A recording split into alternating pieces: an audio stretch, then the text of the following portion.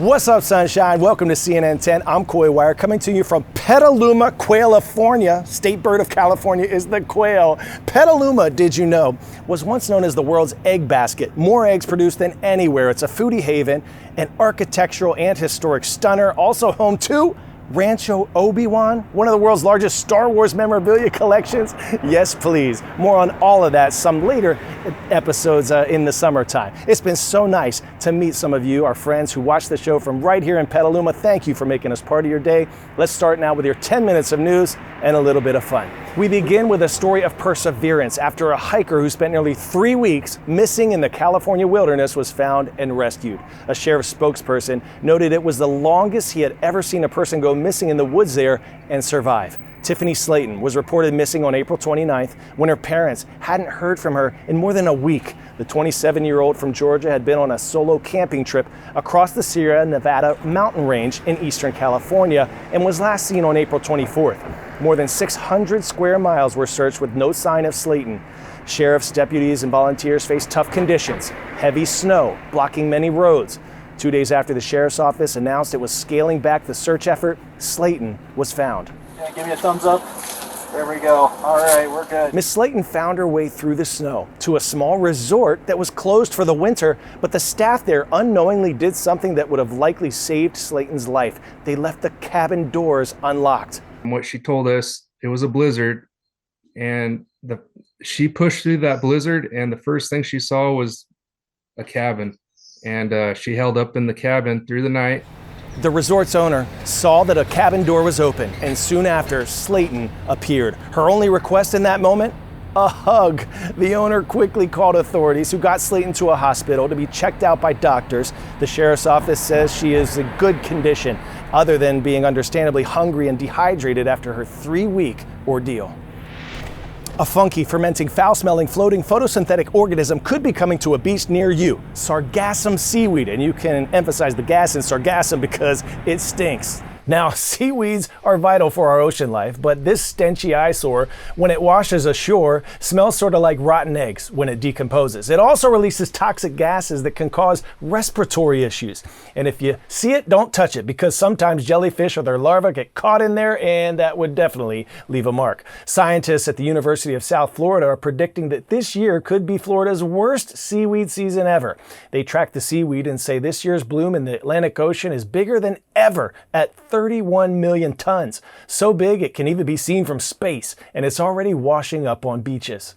A heavy odor, yes. It's a smell that you can really, feel it. Sargassum seaweed blooms are increasing in the Atlantic Ocean because of a mix of factors: warmer water temperatures and changes in ocean currents fueled by changes in the climate. They're helping the seaweed thrive. And human pollution from agricultural runoff. It's flowing into rivers, eventually into the ocean. Imagine all those fertilizers, the nitrogen and phosphorus, and the things that help farmers make their crops grow. Well, it's causing sargassum seaweed blooms to boom big time.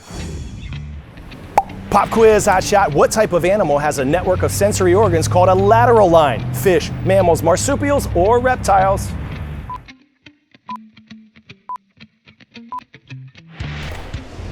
If you said fish, put your fins up. The lateral line is a system of sensory cells in most fish species that runs along the sides of the body from gills to tail. It helps them detect prey, avoid predators, and navigate in the water.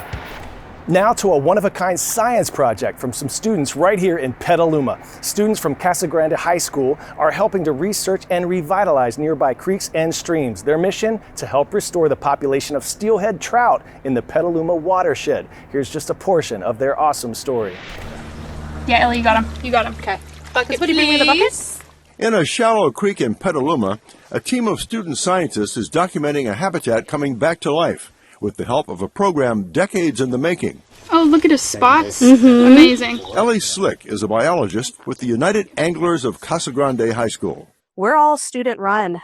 We're the ones who monitor the steelhead in this watershed, not just in Adobe Creek, but any presence in other creeks in Petaluma as well. All of our research is pretty much led by the students. We first introduced you to the team at Casa Grande High School earlier this year. That's when they were tagging steelhead trout with tiny tracking devices. The students run a fully operational fish hatchery where they're able to raise specimens themselves. There they go. Woo! Now, for the first time, they're in the process of releasing them back into the spring watershed with special permits. Program Director Dan Hubacher says it's a major advance for the program, which is evolving from monitoring the watershed to advanced restoration work, hopefully bolstering the dwindling native populations, being sampled on the day we caught up with them. This year was the first year that we released smolts back into the creek.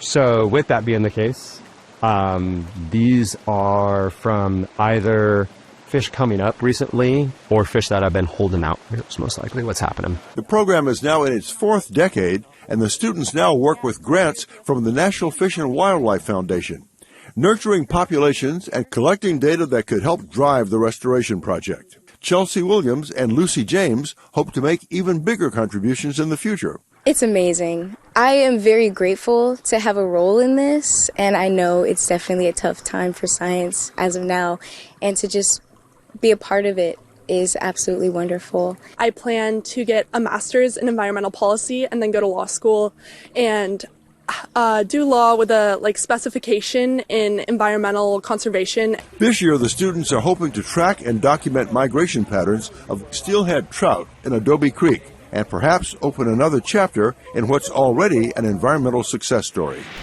Okay, it is graduation season, as you know, which means a lot of successful people are giving out a lot of valuable life advice at colleges and universities across the U.S., and we're going to show you some of the best words of wisdom from commencement speeches throughout the month of May. Yankees Hall of Famer Derek Jeter congratulated the class of 2025 at the University of Michigan while sharing something really special that he learned from his mom. Fall in love with something, anything, because when you do, you work harder to achieve it. It will drive you. You have to feel that dream in every muscle, every bone in your body. Because with every dream you have, you're going to have to sacrifice your comfort, sacrifice your ease. Now, there may be unwanted side effects with those dreams too. Side effects like doubt, criticism, endless hours of work. But that's the price you pay. Playing baseball was a daily challenge for me. An even bigger challenge was making sure that the dream stayed alive.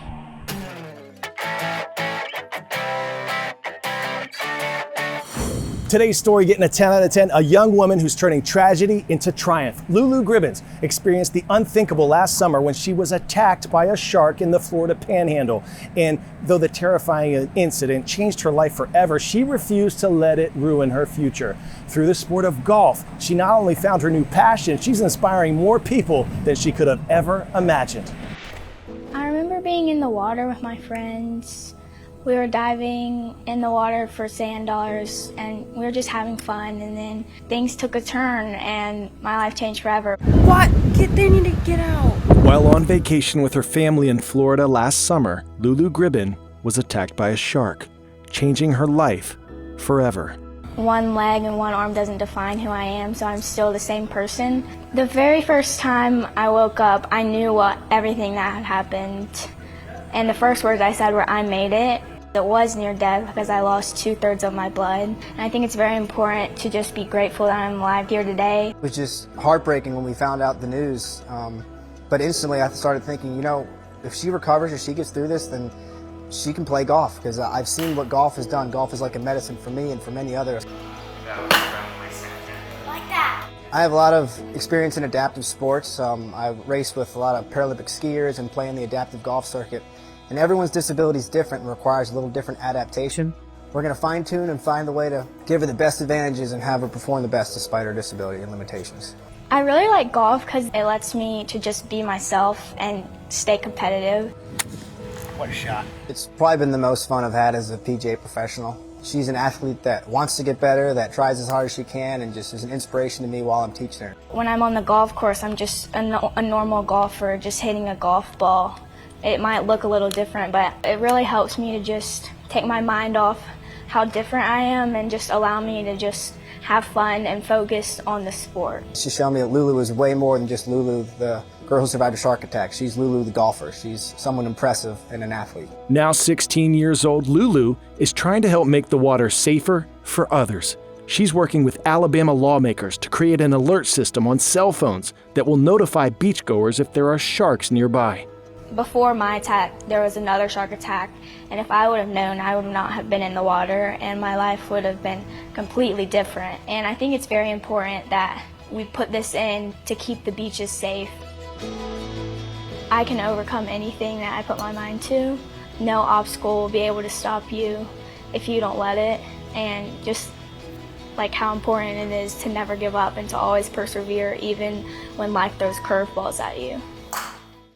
Rise up. Our first shout out of this week goes to Mrs. Alley and all the Black Bears at Pawnee Middle School in Pawnee, Oklahoma. We see you. And Miss Pell, Windsor High School, Windsor, California, you made our day. It was so nice to see you right here in Petaluma. And also from right here in Petaluma, Mrs. De Leon, Carpe Diem, and Sonoma Mountain High Schools, rise up. Set your intention to make this week awesome, then see it through. It's a blessing to kick off this week with you learning some awesome stuff. I'm off to another great field trip now. Bend, Oregon, we're coming in hot. See you there from there tomorrow, everyone. I'm Coy Wire, and we are CNN 10.